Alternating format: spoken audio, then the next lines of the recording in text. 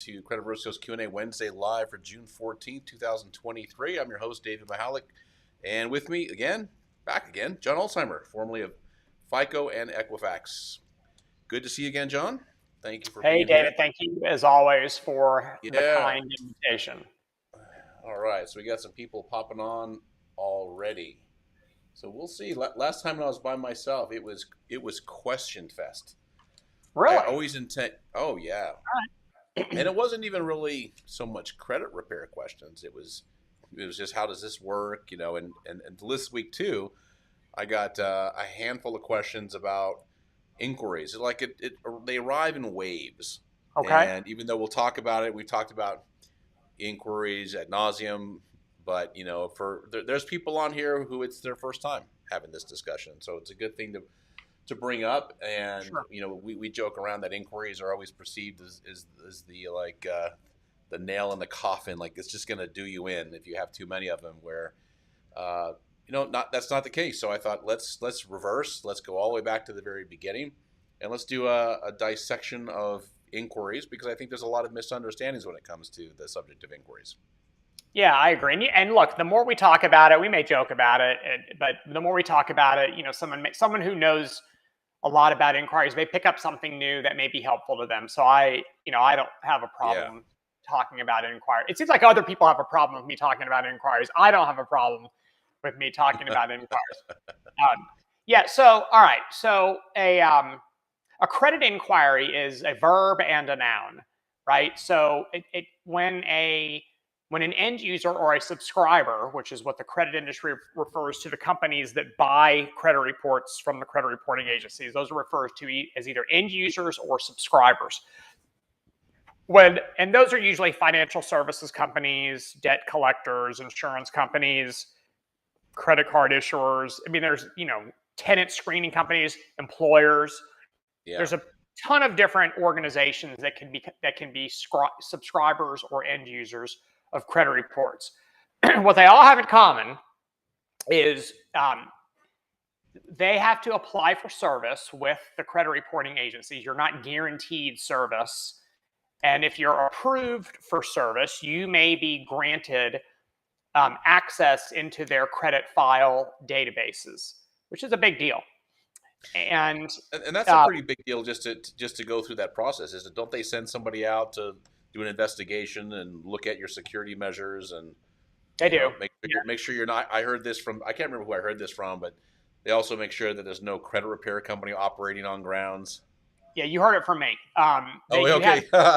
So They right. they want to make sure that if you're applying for access into their system, that you really are who you say you are. Meaning that if I apply for service as John's Bank and I give them my address and they show up and it's my house, then clearly I'm not John's Bank, and I'm Yeah. just trying to pull a fast one on them. And so they go through a ton of due diligence to verify that the company applying for service is actually who they represent themselves to be. And they're pretty clever about it. So they'll show up, they'll look for signage, they'll walk into the building, they'll look for business cards. They'll make sure that the facility is secure and it can lock. So Yeah. they go through a ton of due diligence. Think of a large checklist that they go through and check, yes, yes, yes. And then that's just part of the process of becoming an end user or a subscriber. If your application is approved after all of that fun stuff, then you may be granted access to pull credit reports. So when you pull a credit report, you do so using a unique number. And depending on what credit bureau you're referring to, they're either called subscriber codes or member numbers. It's the same thing. It's just the Okay. account number that you have with that particular credit bureau. So your account number might be 12345 at Experian and ABCDEFG at TransUnion, and a combination of letters and numbers at Equifax. And so, but what it represents is your specific account number.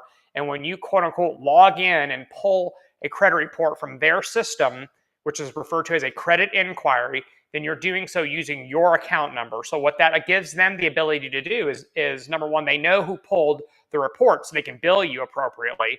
Number Yeah. two, they know what type of products you're signed up for, what format of the credit report Are you pulling credit scores? If you are, what credit scores are you getting? Are you getting any other ancillary products with the report? So they know what to charge you and what the deliverable should be based on your subscriber code or your account number. Yeah. What we're talking about today, because we're talking about inquiries, is when a end user pulls a credit report because the credit bureau knows that that particular account number is the one pulling the report. Now they know what to post on the credit report as as an inquiry. That's why you'll see, Chase Manhattan Bank or JP Morgan Chase Bank or Wells Fargo or Ally Bank. So one of the incorrect assumptions about inquiries is that the banks send inquiries to the credit bureaus like they would furnish auto loans or mortgages or credit cards. That's not how it works. So no bank sends a bunch of inquiries to the credit bureaus and says, hey, put these on your credit reports because we just pulled a bunch of credit reports from you. It's not how it works. The credit bureaus are the ones that do that when they see that one of their credit reports is leaving the house and it's going to a specific company that has a specific account number. So that's how the credit inquiry process works. There is a requirement in the FCRA. It's actually a consumer right that we enjoy, that we have the right to see what organizations have accessed our credit reports. And that's where the noun comes from. So the pulling of the credit report is the verb. The actual record of the credit inquiry is the noun. And so now you see this record of the access into your credit report. So really the inquiry from the consumer's perspective is going to only indicate the name of the organization and the date. So that's really all that you're going to see is that John's Bank pulled your Equifax credit report on June 14th, 2023. Got it. And for those watching, I see we got a handful of people on. Feel free to. So John and I are starting off today's live with the topic of a deep dive in inquiries. And if you have questions about inquiries, feel free to post them. I'll put them on the screen here. We'll answer them.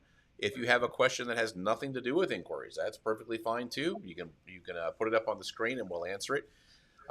In that code, John, does it also, well, it identifies the company, also identifies the industry that they're in, and that's how the decision is made via software on what report to provide, what kind of report to provide, what scoring model to use. That's correct, right?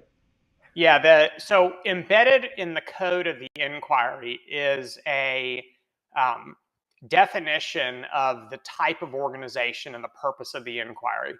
So one of the things that I guess we're going to talk about is how credit scoring systems like FICO and VantageScore treat or consider inquiries during the scoring process. Well, unless you know what industry the inquiry is from, then you wouldn't have any clue. You wouldn't know how to treat them or differentiate the treatment of the inquiry or ignore certain types of inquiries if you have no idea what type of organization or what type of inquiry it is. If the inquiry just indicates, XYZ company, well, what the heck is that? Is that a bank? Or is that a credit card issuer? Is that an auto lender? Is that an employer? Is that an insurance company? Is that a tenant screening company? You don't know what that is. So there's actually code embedded into the inquiry. And this is actually set up by the credit bureaus when they initiate your account with them. So this is all hard coded by the credit bureaus when you apply for service and open your account. This isn't something that evolves over time. This is not something that the end user controls. This is something that if I apply for service as a bank, then the inquiry is going to indicate bank. If I apply for service as a car dealership, then the inquiry is going to indicate car dealership. So it's actually very, very specific.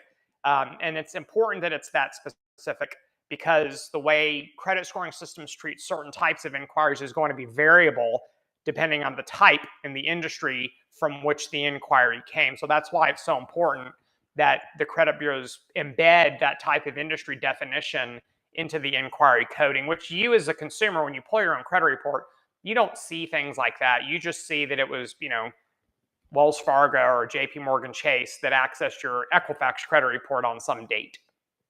Can you go into detail as to why the bureaus consider that information to be important, like the industry from which the inquiry was initiated? Yeah, for a couple of reasons. So number one, the way that credit scoring systems treat inquiries is not the same across all industry types. For example, if your credit report is pulled by, for example, an employer, that inquiry is not considered in the scoring process. However, if your credit report is pulled by a credit card issuer, there's a possibility that that inquiry will be seen and will be considered by a scoring. They're both inquiries. They both meet the definition of an inquiry, and they both resulted in the same thing, which was your credit report was compiled and delivered to some organization. But the way that the models treat those are different. And the only way that remember, a model is software, right? So you have to program the software to look for certain things and treat things certain ways. And the only way that you can do that is if you're very specific with the type of coding of the inquiry.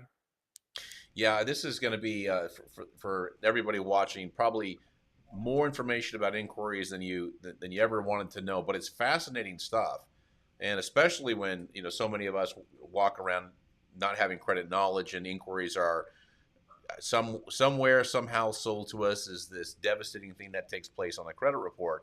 And in fact, John, I think that the next subject that I want to talk about, and we jumped on this a little bit last time, here we go, is explaining to what degree do inquiries matter?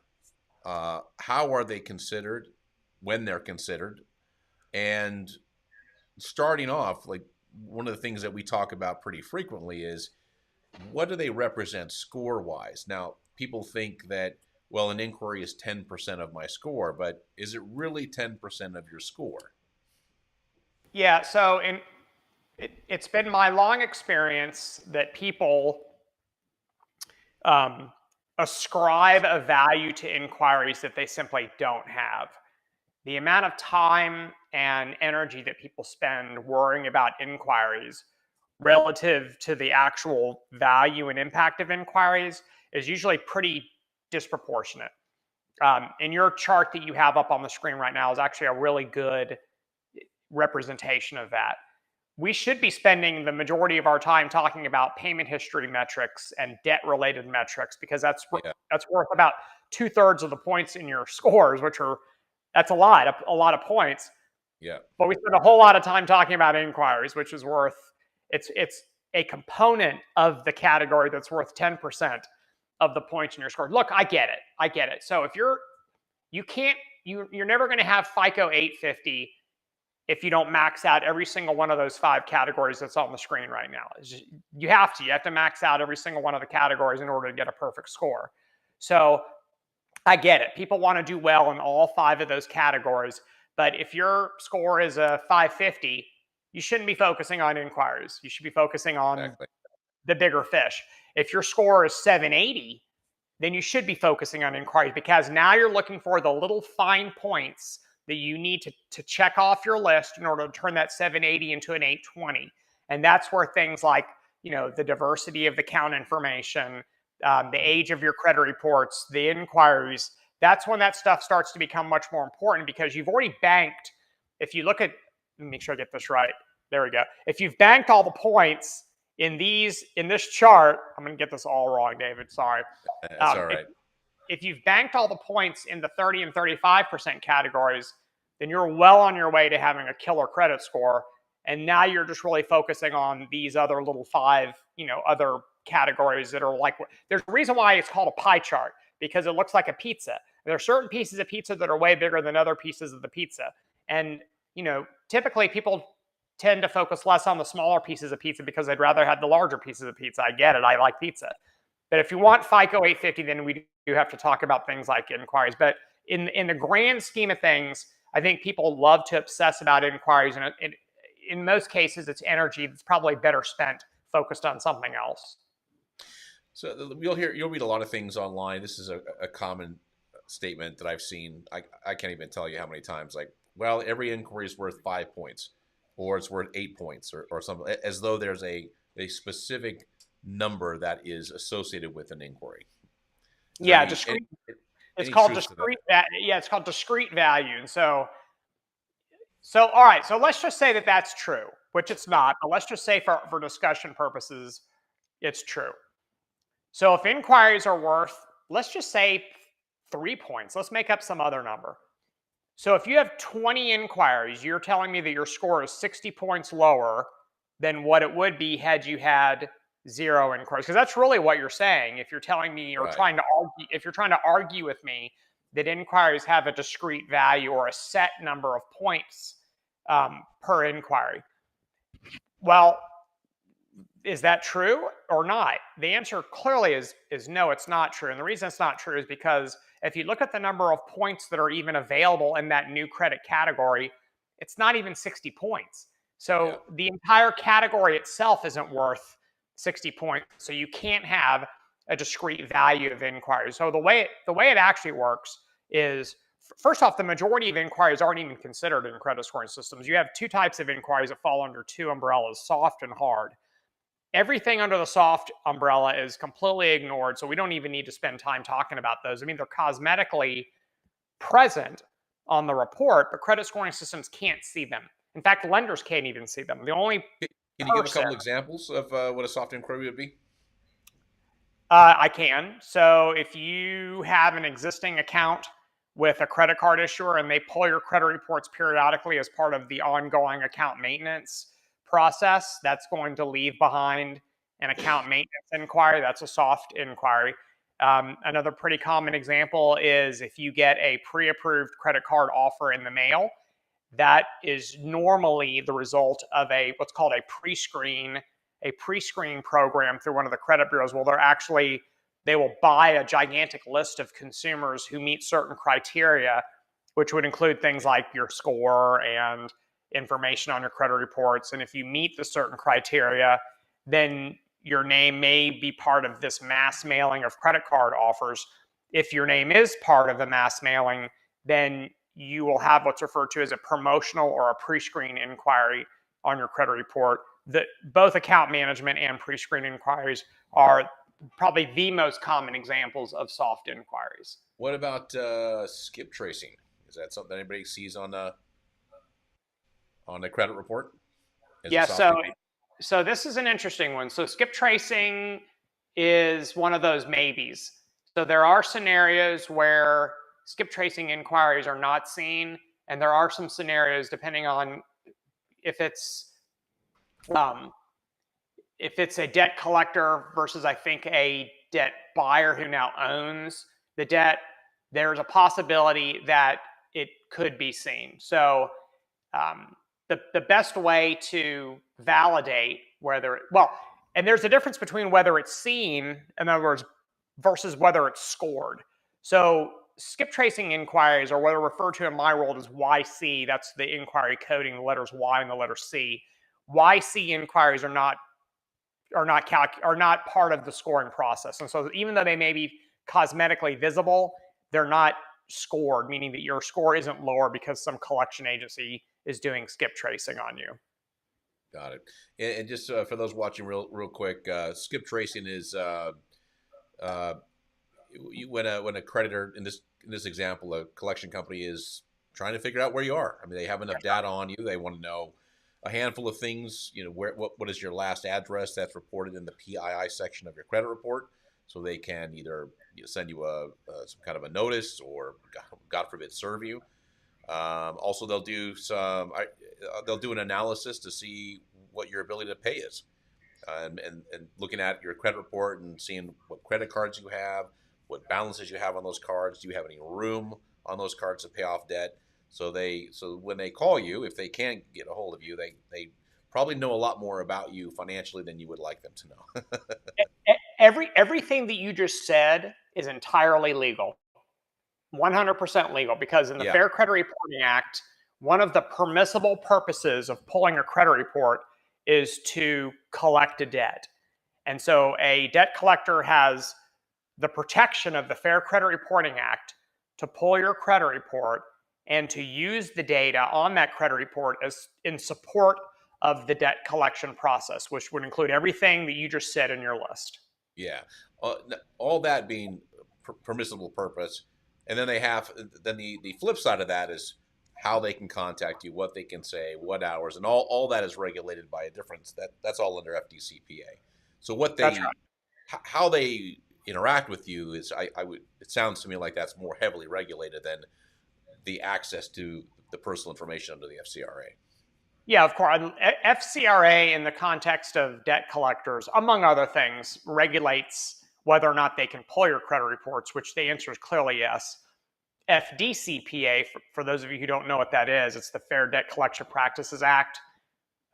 That's the federal statute that protects consumers from abusive debt collection practices. And so the interaction with the debtor, that's largely governed by the FDCPA. And yes, that's the federal statute that defines, what hours of the day they can contact you. They're not, generally speaking, they're not allowed to be abusive in their interactions with you. Yeah. All right. So we've got the new credit, which is the category in which inquiries exist. And you gave a great example of, well, let's just say we got 3 points for an inquiry, we got 20 inquiries. You're talking about 60 points, but there aren't 60 points in that category at all. It's right around maybe 55 or so. And they're not all within the pie slice are subcategories. And one of these days I'm going to create a pie chart that actually has kind of the sub slices within the big slices. Yeah, that would be great. And so people can get it, because I think a lot of people also, if you look at the amounts owed slice of the pie, a lot of people think that that's just your revolving utilization ratios on your credit cards, and that's factually wrong.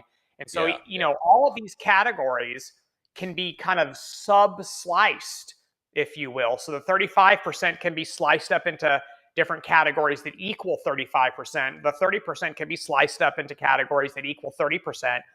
So I might actually do that.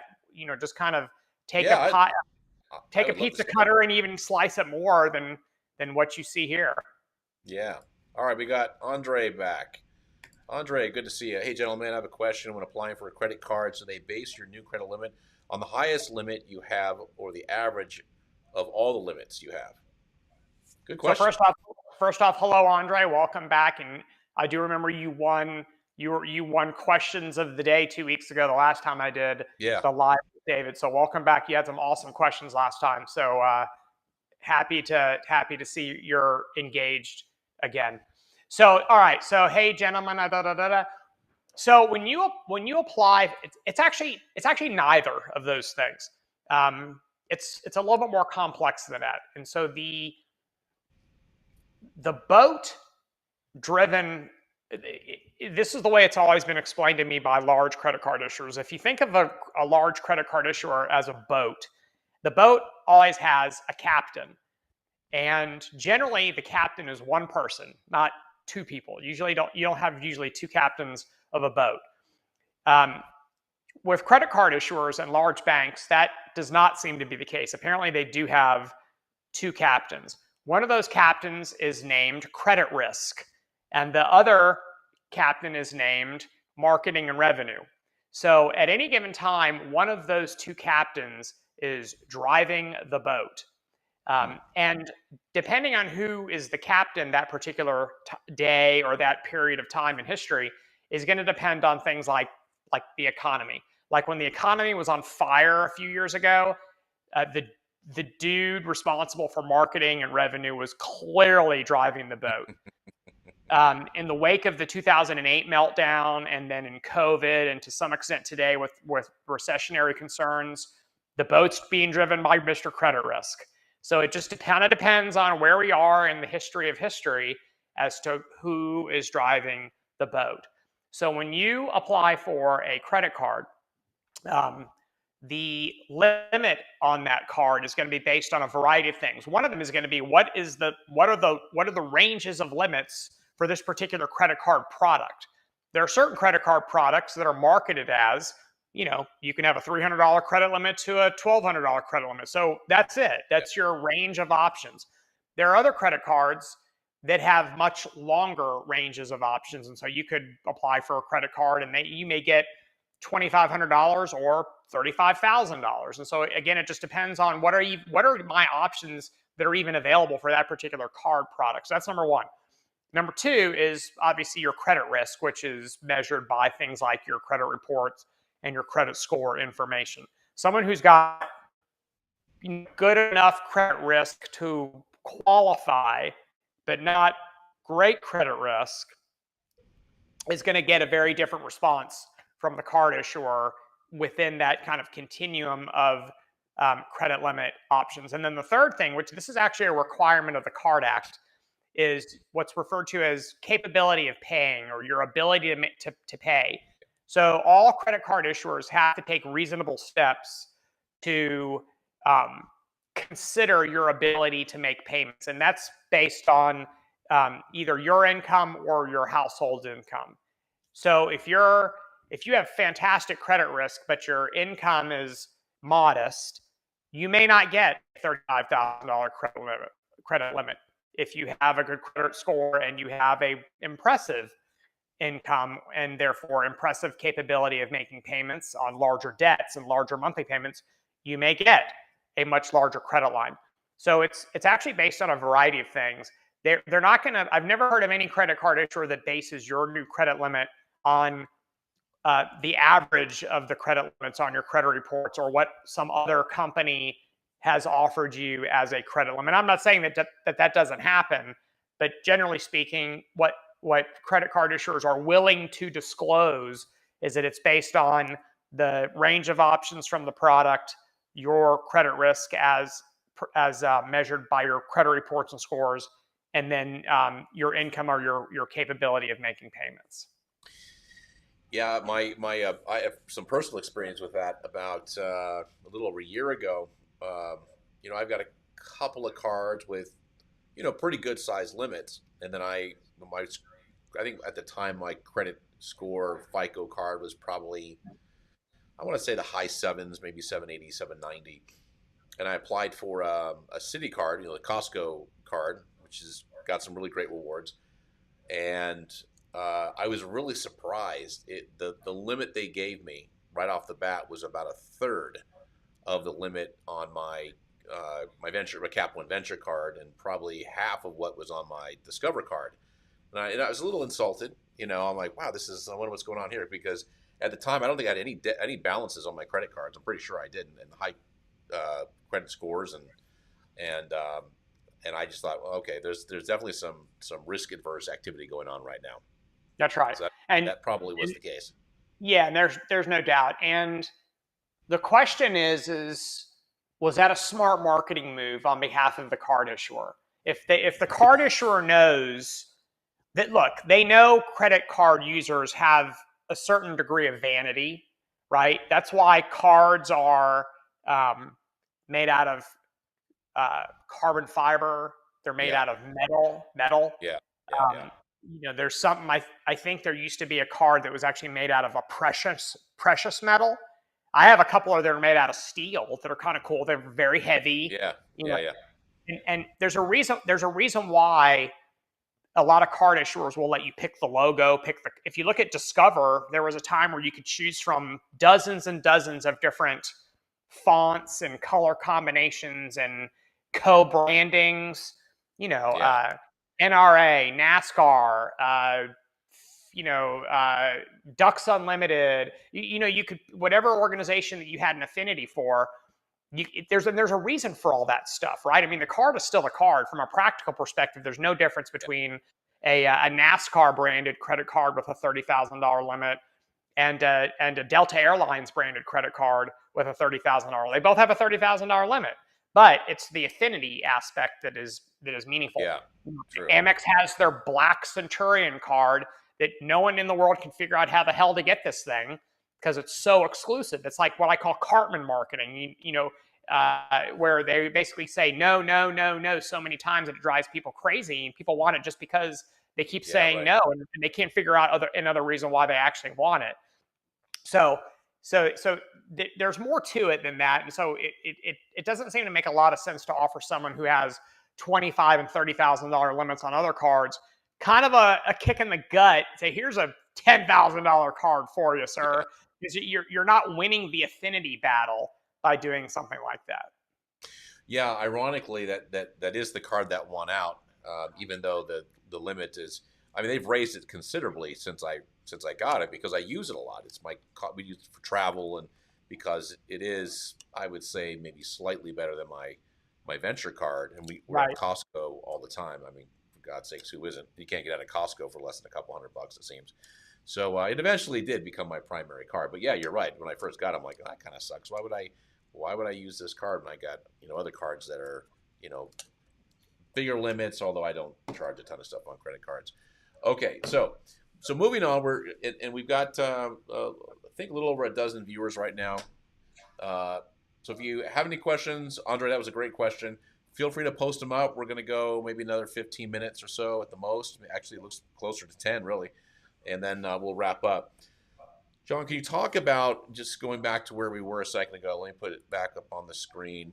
We're talking about inquiries, and the part where it's an unjustifiable fear of multiple inquiries. Like one of the posts that I see the most when either it's on our ads or other posts that we have or videos that you and I have done, and the questions always come back. I just went to a car dealership. Car dealership seems to be the biggest example of this because they might run the application all over town just to get them the best rates, and so they come back, hey, I just got my credit score run like 20 times. What is that going to do to my credit report run 20 times? What's that going to do to my score? Oh, I think we got John frozen up here.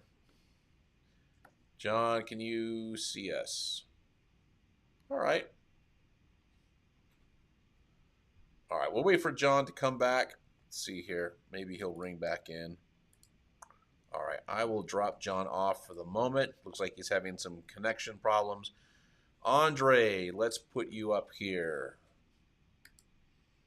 So with a credit limit increase, can that significantly increase your score? If it is a soft pull increase, that is. Normally, Andre, I don't see a lot of credit line increases with a soft pull. Usually that's a hard pull, but I don't know. It depends on the creditor. But yeah, it can increase your credit score in relation to the utilization rate of your credit. For example, let's say you have $5,000 worth of credit that has been charged, and you have a $10,000 credit limit. This is an aggregate number. Let's just say you've got a couple of cards. Your available credit is or your credit line is $10,000, and you're using $5,000 of it. Okay, so now you are at a 50% utilization. Now let's just say they increase your credit line another $10,000. So now you have a $20,000 line of credit, and you're using $5,000. Let's just assume nothing moved. Now you have a 25% utilization rate, which the difference between those two, depending on some other factors, can significantly increase your credit score. So every time I talk to somebody who's got a big increase in their credit limits, usually that is accompanied by an increase in credit score. Again, it depends on some other factors. Like if you have a lot of cards with balances, it can certainly help. A lot of times I see this make a significant contribution to people's credit scores when they add an authorized user. And this is mostly only because that I've been in the credit repair space for as long as I have, and largely the people that I talk to are rebuilding their credit or trying to recover from some bad credit in the past. And one of the common moves is to add an authorized user. And say you've got somebody that you added as an authorized user, they've got a $30,000 credit limit, they don't have a balance or not much of one, and that gets added onto your credit report. And let's say your existing credit report right now has just got one $300 secured credit card, and you've got a $250 a balance on it. Now you completely changed your world. You turn that upside down by now having that credit card with a $30,000 credit limit. So that will do wonders. And by the way, that was one of the strategies that I used when I started to recover from when I went through my credit repair process and started to recover from my challenge credit during my credit repair process, many years ago. All right, we got. Let's see. There we go. John's back. I have no idea what happened. My other computer won't start anymore, so I have to run to a different computer. Ah, that's all good. I can tell the background looks a little bit different. All right. So I just answered a question about credit score increases with credit line increase in relation to utilization rate. So I think that one's taken care of. Andre's going for question winner of the day. So I've noticed that my credit typically goes up every 3, 6, 9, 12 months. Is this something built into the credit scoring system in the age category? Hope John comes back. Yep, here he is. So there is a series of metrics that are referred to as time in file. And if David, yeah, if you want to put that pie chart, it's the 15% category, length of credit history. Length of credit history doesn't mean length as in like the size. Length really means the age of your credit history. And there's a couple of metrics in there. So to kind of subdivide that 15% category would be things like the average age of your accounts and then the age of your oldest account. So there's nothing in the scoring systems that would cause your score to go up every 3 month in 3 month increments. Generally speaking,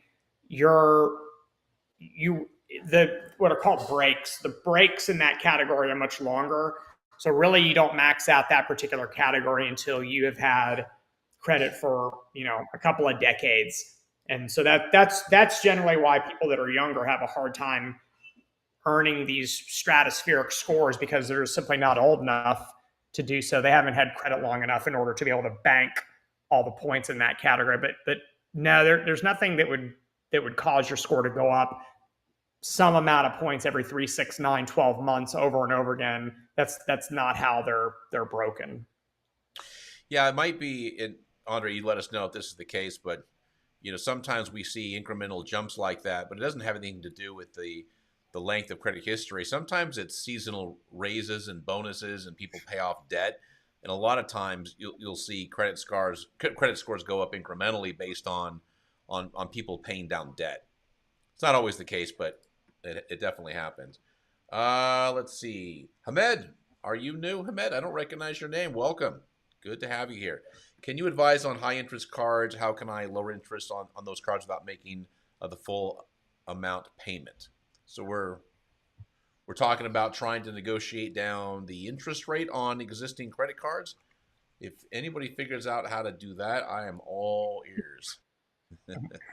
Yeah, I mean, that's how credit card issuers make money, right? Is APRs and your business is portable, so you don't have to stick with any particular credit card issuer. And if you have options, meaning that you can take your business from one issuer to another issuer, then that's the greatest leverage there is, which is, hey, I need you to do a better deal for me, because if not, then I'm going to take my business to another card issuer. So it's not, hey, can you lower my APR just because I'm asking you? It's, hey, can you lower my APR because you may lose my business? And if you're a good customer and you're a profitable customer and you pay your bills on time, then you're going to have more leverage than someone who never ever uses a card or pays late, and they're kind of a higher risk customer. So that's really the best leverage, is having kind of portability in your as a customer. Yeah, and Hamed, also too, this is, again, this might not help you, but because everybody's financial situation is slightly different. But one of the things that I've told people over the years, like if you're buried in credit card debt, I'm not saying that you are, but that tends to be something that's relatively common with people who are in the credit repair space or trying to rework and improve their credit. Is they got a ton of credit card debt, and I was there myself, and that was one of the things that got me in trouble a long time ago. And it's really two things. Number one is, if you can, because depending on what kind of card you've got, I mean, interest rates can be as high as 20, 23, 24%. I mean, Visa, MasterCard, Discover, I mean, you might be in the high teens, 19% or so. You can always, not always, but a more favorable option is to get a personal loan from your bank, and maybe you'll get 7% or 9%, but it's certainly better than and better terms too. I mean, you'll have you might get a 48-month or a 60-month loan, so you'll be able to tackle that. And the other thing too is, again, this is just it's a behavior that I've learned and learned the hard way, is that I don't carry balances on credit cards when I can avoid it, just because, as John has said a million times doing this this live, is credit cards is the only interest optional method of payment. You don't have to pay interest if you don't want to, and you did make a comment in there. You said without paying the full balance, and I understand that that's the parameter we're working with, but to the degree that you cannot carry a credit card balance, that is the ideal outcome. Let's see. All right. So Diana, not a question, just a statement. Sent out my first round of letters. Credit scoring at 50 points. With Credit Versio just sent out round 2. Great. That is a wonderful start. The big, that's just one component, Diana. The biggest, really the biggest component to all of this stuff is being a good candidate, is paying things on time, keeping your credit card balances to zero, low if zero if possible, low if you have to, and just minimizing that credit risk. John, so we are coming down to the end. I did want you to cover, just right before you jumped off, I was giving you a scenario that I get a lot on our ads, on our posts, is that, hey, I went and applied for a car loan. They ran my application all over town. I got 17 inquiries now. I'm really upset about it. It dropped my score 50 points, which isn't the case, but they feel that it is. Can you break down what is happening when somebody, let's use the auto as an example, what happens when we're seeing multiple inquiries run on a single application? Sure. So the internet changed how people apply for credit, and meaning they can apply for credit from dozens and dozens of lenders, hundreds of lenders, without leaving the comfort of their own home. So you can actually shop around quite a bit and look for the best deal for you pretty aggressively. What that ends up yielding, however, is you end up with a lot of inquiries on your credit report. When you go to a car dealership and you want the finance and insurance manager to secure financing for you, the F&I guy, they may pull your credit reports and through a variety of their indirect lending partners. And they may have a half a dozen of them, they may have more. And really what they're trying to do is they're trying to secure options for you to choose from, or if you're a high risk customer, they're trying to find somebody that'll approve your application. Yeah. So you're going to end up with a lot of inquiries because of that, again, which is a requirement. Every time one of these companies pulls a credit report, the credit bureaus have to post a record of it. The challenge, however, is well, how do you allow the consumer to be a smart and aggressive rate shopper without penalizing them for all these inquiries? And the way you do it is you try to build your scoring system so that it tries to model for your shopping activity. So if you go to a car dealership and you end up with 5 or 6 inquiries as a result, you're not looking for 5 or 6 auto loans. You're looking for one auto loan, and 5 or 6 lenders are competing possibly for your business. So the models know this. So for auto loans, mortgages, and student loans, the loans where you typically can shop around for the best deal, any inquiry, remember earlier we talked about the coding that's hard coded in the inquiry, so yeah. we know the industry of the inquiry. The models know that you're applying at an auto lender for an auto loan, or for a mortgage, or for a student loan. And so because of that, the way that the models are built is it will, for FICO scoring systems, which is more complex than how VantageScore does it, For FICO, any applications that result in a mortgage, an auto, or a student loan inquiry, those inquiries are ignored for the first 30 days they're on your credit report. So no, your scores didn't go down 50 points or any points for that matter after those inquiries were posted because they're ignored for the first 30 days. So your scores didn't go down at all as a result. After 30 days, they become fair game, meaning that they're outside of this 30-day safe harbor window. And so now the models really go into hyperdrive and try to model for your activity. So if you have multiple auto inquiries within a short period of time, the model knows you're looking for one loan. So they want to count all those inquiries as one search for credit. So in the older versions of the models, if those inquiries were within 14 days of each other, they were considered one. In the more contemporary versions, which are the ones that everyone's using, if they're within 45 days of each other, then they're considered a single inquiry for the scoring purposes. Now, cosmetically, they're all still on your credit report. So it's not like they're going to be gone. We're just talking about how the scoring systems consider them during the scoring process. Once those inquiries become 12 months old, they're ignored entirely, even though they may still be on your credit report. So that's how FICO does it. FICO's is much more complex. With VantageScore, it's actually pretty simple. If they're within 14 days of each other, they're considered one inquiry, period. It's very cut and dried. Or is it industry specific? No, doesn't matter the industry. It could be a credit card, auto loan, mortgage, doesn't matter.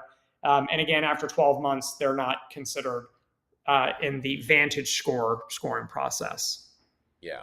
So what might be unnerving for people and intimidating, and I see this all the time on credit reports, is this whole list of inquiries that just goes down and down, and you'll see that they're all within a couple of days of each other. Like I can tell when somebody's not credit card shopping, but auto shopping or student loan shopping or mortgage shopping. Pretty obvious. Yeah, it's pretty really, obvious. Really obvious. Yeah, and all of the banks are. You can tell they're all in the same business. They're all like tightly packed. Usually, I mean that's a pretty gracious time period for FICO, 45 days, when these decisions are not usually taking anywhere near that. Usually it's 3 days, 5 days, maybe 7 days. If you're a couple hours. Yeah, well, if you're a tough case at an auto dealership, and you got your AB lenders are not able to fund a client, you're going off to your third party credit unions and your C paper and your D paper, and what that means for you watching is, I've got my primary lenders that want to deal with people who have over 720 credit scores, but I got a client that's in the mid or high 500s. That's an entirely different group of lenders, and I need to usually. I worked in F&I for GM many years ago, and at the time when GMAC existed, it's something else now. But GMAC by default, they got first crack at everybody because they wanted to keep the business within the GM umbrella. But if you couldn't finance them, which a lot of times you have that, then you go to your secondary and then your third tier lenders, and then by that time you've got 4, 5, 6 inquiries because everybody's trying to figure out what can you get qualified for. But again, cosmetically there, but not factored ultimately in your score. All right, so let's wrap up here. Looks like we got a couple minutes. Mariel, nice to see you. Welcome. Hamed, you are very welcome. Thanks for joining us. Andre we'll take this as the last question of the day. Do you specialize in Paydex scores, or is Equifax Business a completely different bureau? I'd love to see a breakdown of that on your lives, if so, one day. Yeah, so Paydex is a commercial scoring system. I'm a consumer credit scoring guy, so I typically stay in my sandbox, and my sandbox is consumer credit.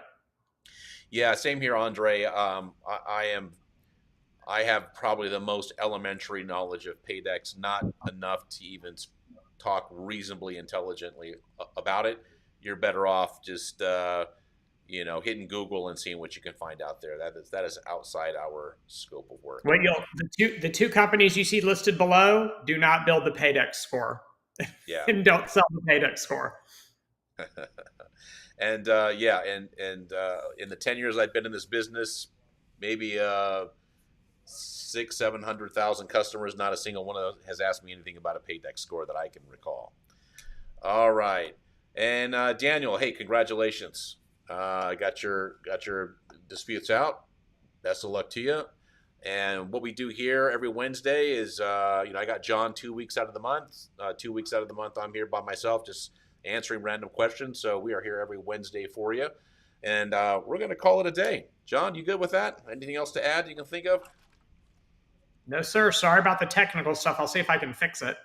Actually, this is kind of better because you and I both have big heads on the screen now. Yeah, the other one was like a little too far away. But now you're up close. I don't mind this one at all.